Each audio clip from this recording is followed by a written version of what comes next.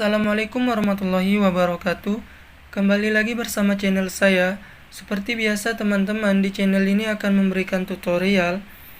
Kali ini akan memberikan tutorial bagaimanakah caranya merubah font tulisan di aplikasi WhatsApp itu menjadi 100% tulisan Arab.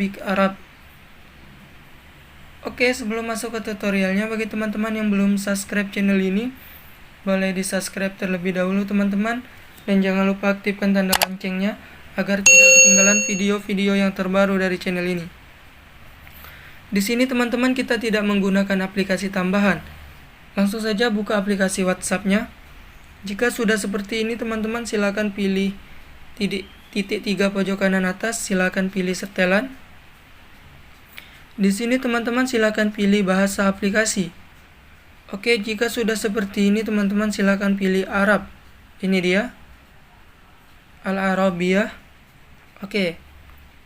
Otomatis teman-teman, chat kita di WhatsApp ini sudah menjadi Arab 99% lah. Oke. Bisa dilihat sudah menjadi tulisan Arab semua. Oke. Tanpa menggunakan aplikasi tambahan teman-teman.